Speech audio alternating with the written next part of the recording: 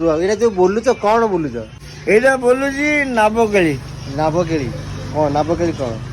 ନାବକେଳି ମାନେ ଯେତେବେଳେ ରାଧା ମଥୁରାପୁରକୁ ଯାଉଥିଲେ ଦଧି ବିକିବାକୁ, ସେତେବେଳେ ନାବରେ ପାରି ହେଇ ଯମୁନା ନଦୀ ପାରି ହେଇକି ଯାଉଥିଲେ, ବୁଝିପାରିଲ? ମଥୁରା ଯାଉଥିଲେ।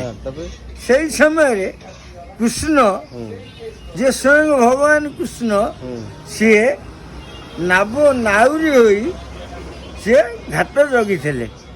ସେଇ ଘାଟ ଜଗିବାର ଗୀତଟା ହଉଛି ଏଇଆ, ନାବକେଳି। ଗୀତଟା ଟିକେ ହଉ।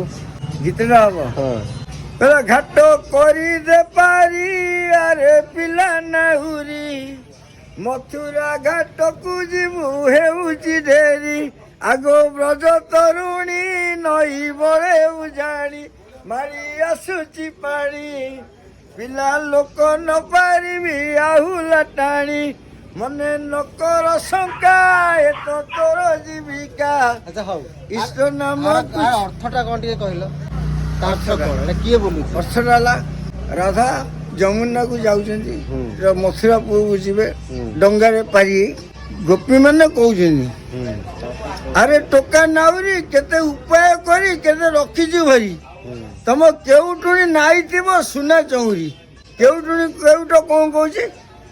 ଲାଜ ନକର ପୁଣି ନୀଲ ଜିଗରୁଣି କ୍ଷୀରେ ମିଶାଉ ପାଣି, ଆମ୍ବିଳା ଦହିକି ପୁରା ଭଣ୍ଡୁଛୁ ଆଣି। ଠିକ ଅଛି। ତମ ନାଁ କଣ? ଘର କୋଉଠି? ମୋ ନାଁ ଈଶ୍ୱର ଚନ୍ଦ୍ର ବେହେରା। ଘର?